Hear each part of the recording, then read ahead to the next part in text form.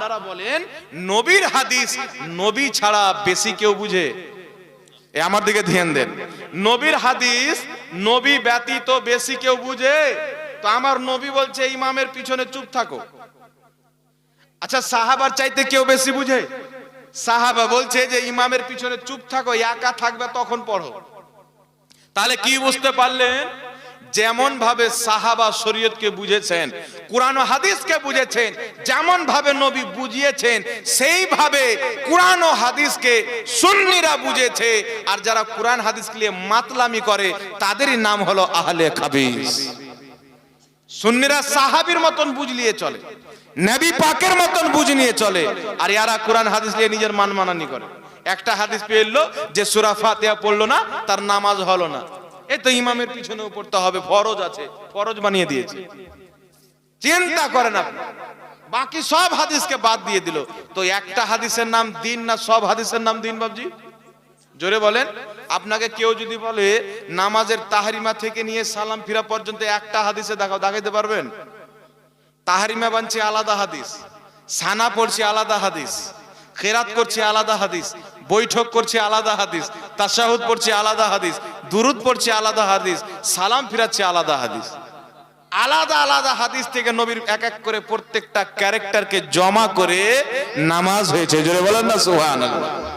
নবীর নামাজ আমরা পেয়েছি, আর এক কাটমনসি একটা হাদিস পেয়ে বলছে যে ইমামের পিছনে নামাজ সূরা ফাতিহা পড়ে না, ওর নামাজ হয় না। কিন্তু যারা ইমামের পিছনে সূরা ফাতিহা পড়ে না ওদেরই নামাজ হয় না, মাকরুহ তাহরিমি হয়, ওয়াজিবুল ইয়াদা।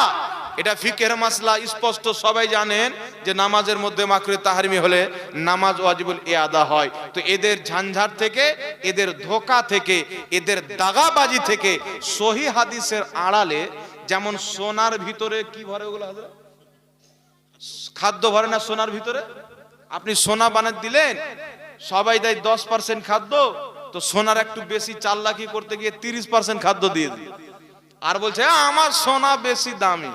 তো সহিহ হাদিসের নামে নামটা ভালো দিয়েছে, কিন্তু এর আড়ালে তারা জাল হাদিস প্রচার করে, মানুষের নামাজকে খারাপ করে। দ্বিতীয় নাম্বার চলে আসেন, নামাজের মধ্যে বারবার হাত তুলানো, রাফায়দান করা। আমরা রাফায়দান করি না, কিন্তু রাফায়দান করার পক্ষে ইবনে মাজাতে সহিহ হাদিস আছে, আবু দাউদ শরীফে সহিহ হাদিস আছে, কিন্তু আমরা রাফায়দান কেন করি না? আবু দাউদ শরীফের মধ্যে রাফায়দান না করারও সহিহ হাদিস আছে, করারও সহিহ হাদিস আছে, না করারও সহিহ হাদিস আছে। সাহাবী বলছেন নবী পাক রুকুতে যাচ্ছেন, রাফায়দান করছেন, সাজদাতে গেলেন, রাফায়দান করলেন। তো আহলে হাদিস বলছে নবী যখন করেছেন তো তোমরা কেন করো না? তো আহলে হাদিসদেরকে বলবেন নবী পাক রুকুতে গিয়েছেন, রাফায়দান করেছেন, সাজদাতে গিয়েছেন, রাফায়দান করেছেন, তোমরা শুধু রুকুতে যাওয়ার করো, সাজদাতে গেলে করো না কেন? তোমরা সাজদাটা কি কারণে ছাড়লে? তো বলবে নবী পাক ওটা পরে বাদ দিয়ে দিয়েছিল। তো নবী পাক ওটা পরে বাদ দিয়ে দিয়েছিল, তাই তোমরা বাদ দিয়ে দিলে।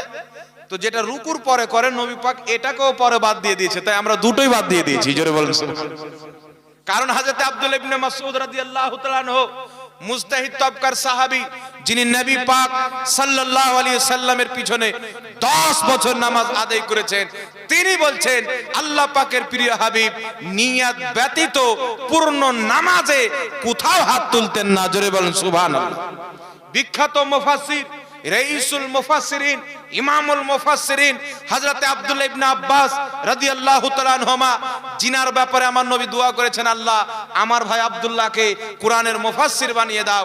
আমার আল্লাহ তাকে এত জ্ঞান দান দিয়েছেন, কোরআন পাকের বিশুদ্ধ তাফসীর, তাফসীর ইবনে আব্বাস লিখেছেন। সেই তাফসীর ইবনে আব্বাসের মধ্যে বিখ্যাত সাহাবী এলান করে বলে দিয়েছেন, যারা বিনা রাফায়দানে নামাজ পড়ে, রুকুতে গিয়ে রাফায়দান করে না, সাজদাতে গিয়ে রাফায়দান করে না, নামাজের মধ্যে সর্বশ্রেষ্ঠ সহিহ নামাজ, শান্ত সুষ্ঠ নামাজ হচ্ছে তাদেরই যারা রাফায়দানকে ত্যাগ করে দিয়েছে। জোরে বলেন সুবহানাল্লাহ।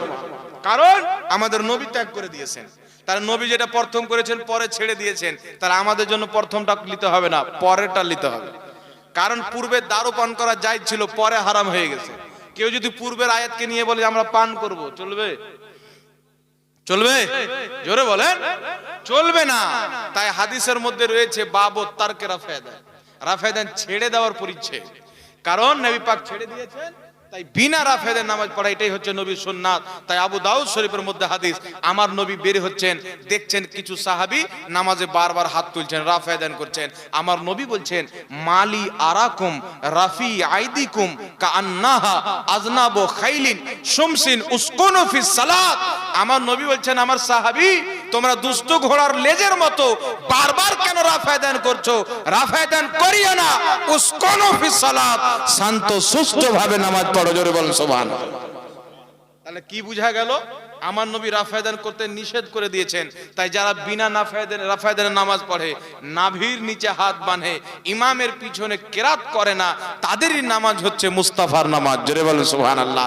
তাদেরই নামাজ হচ্ছে সালাতে মুস্তাফা, তাদেরই নামাজ হচ্ছে নামাজে রাসূল, তাদেরই নামাজ হচ্ছে রাসূলুল্লাহর নামাজ এবং সাহাবার নামাজ। জোরে বলেন সুবহানাল্লাহ। এখানে একটি কথা আর বলে দিই, আমিন বলা। এখন আমিন বলা নিয়ে মসজিদে দেখবেন, আমি যেখানে থাকি দু একটা লোক গেলাম 2-3 দিন তো আমিন, আমি শুক্রবারে বলে দিলাম যে এরপরে যে জোরে আমিন বলবো আর চামড়া টেনে জড়ো করে দেবো, আর নালে এখানে হাদিস নিয়ে আসবি, নালে হাদিস নিয়ে যাবে। তো কোন বাপ বলেছে আমার সামনে নিয়ে আয়? তারপরে শুক্রবারে দুটা কিতাব নিয়ে গেলাম, হযরত হাকিম আল মুস্তাদরাক আলা সহিহাইন এবং ইমাম বাইহাকির লেখা সুনানুল কুবরা, এই দুটি কিতাব নিয়ে গেলাম, এবং মুসনাদে আহমদ 3টি কিতাব নিয়ে গেছিলাম। সুনানুল কুবরার মধ্যে হাদিস, হাকিম আল মুস্তাদরাকের মধ্যে হাদিস। হাদিসটি হযরতে আলকামা নিজের পিতা থেকে বর্ণনা করছেন। হাদিসটি হচ্ছে, তিনি বলছেন আমি নবী পাকের পিছনে নামাজ আদায় করলাম, তো নবী পাক সাল্লাল্লাহু আলাইহি ওয়াসাল্লাম কারাআ গায়রিল মাগদুবি আলাইহিম ওয়ালাদ-দাল্লিন ফাকালা আমিন খাফাদা বিহা সাওতাহু। তিনি বলছেন আমি নবী পাকের সঙ্গে নামাজ আদায় করলাম, তো নবী পাক সাল্লাল্লাহু আলাইহি ওয়াসাল্লাম ওয়ালাদ-দাল্লিন পাঠ করলেন, তারপরে আমিন বললেন। তো এত আস্তে আমরা কেউ শুনতে পেলাম না। জোরে বলেন সুবহানাল্লাহ। আস্তে আমিন বললেন। ইমাম হাকিম রাহমাতুল্লাহ আলাইহি হাকিম আল মুস্তাদরাক আলা সহিহাইনের মধ্যে হাদিসটি উল্লেখ করে বলছেন হাযা হাদিসু সহিহুন, আমার নবী মুস্তাফা আস্তে আমিন বলেছেন, এই হাদিসটি হলো সহিহ হাদিস। জোরে বলবেন না সুবহানাল্লাহ। তো সুনানুল কুবরার মধ্যে সহিহ হাদিস, হাকিম আল মুস্তাদরাকের মধ্যে সহিহ হাদিস। আরেকটি হাদিস একই বর্ণনাকারী হযরতে আলকামা রাদিয়াল্লাহু তাআলা আনহা, কিন্তু এই হাদিসের সনদ আরো ভিন্ন, কিন্তু ওই সনদটাও সহিহ, এই সনদটাও সহিহ। মুসনাদে আহমদের মধ্যে ইমাম আহমদ রাহমাতুল্লাহ আলাইহি হাদিসটি নিয়েছেন।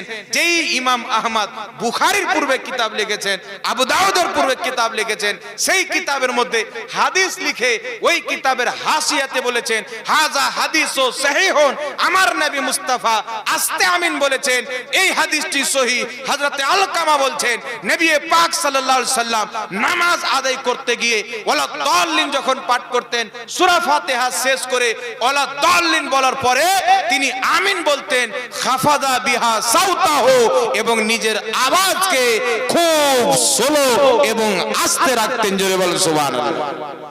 তিনি নিজে হাদিসটিকে সহিহ বলেছেন। আর ইনি এত বড় ইমাম যে ইমাম বুখারী, ইমাম মুসলিম ইনাদের চাইতেও বড় ইমাম, ইমাম আহমদ রাহমাতুল্লাহ আলাইহি। তাই বিরাদর ইসলাম, একটি কথা মনে রাখবেন, ইমামের পিছনে আমিন বলার যে সহিহ হাদিস আছে, এই হাদিস সবচেয়ে বেশি শক্তিশালী। এখন আপনাকে হাদিস দিবেন নবী জোরে আমিন বলেছেন, হাদিস কোন কিতাব বলছে? আবু দাউদ শরীফে, তিরমিজি শরীফে। তো তিরমিজি শরীফে যে হাদিসটি আছে, ওই হাদিসটিও হযরত আলকামা থেকে বর্ণিত। তিরমিজিতে যে হাদিসটি আছে, ওই হাদিসটি হচ্ছে হাসান পর্যায়ের হাদিস।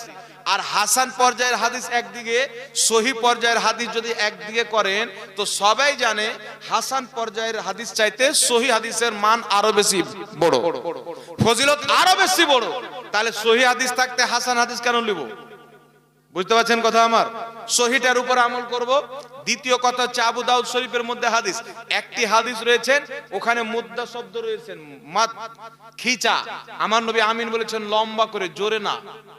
যেমন আমি যদি আলিফ লম্বা করে টানি, আলিফ আস্তে করে বললাম, তাহলে লম্বা টানা হলো, কিন্তু জোরে হলো না। এই মাদ শব্দের অর্থ জোরে, জোরে না, লম্বা করা। আরেকটি আছে যে নবী পাক সাল্লাল্লাহু আলাইহি সাল্লাম নিজের আওয়াজকে দীর্ঘ করলেন, লম্বা করলেন, জোরে করলেন। ইমাম বদরুদ্দিন আইনি রহমাতুল্লাহ আলাইহি নিজের কিতাব বুখারী শরীফের সারা উমদাতুল কারির মধ্যে লিখেছেন, যেখানে জোরে আমিন বলার কথা উল্লেখ রয়েছেন, ওই কথাটি হচ্ছে সাহাবাকে শিক্ষা দেওয়ার জন্য। কারণ নবী জোরে আমিন বলবেন তো সাহাবা জানবেন যে ওয়ালা দলিল পাঠ করার সঙ্গে সঙ্গে আমিন বলতে হয়। যখন নবী পাক সাল্লাল্লাহু আলাইহি সাল্লাম সাহাবাকে শিক্ষা দেওয়ার জন্য আমিনটাকে জোরে বললেন, সাহাবা যখন শিখা নিলেন, নবী পাক নিজের আওয়াজকে আস্তে করে নিলেন। তাই আস্তে আমিন বলা এটাই হচ্ছে নবীর সুন্নাত। জোরে বলেন সুবহানাল্লাহ।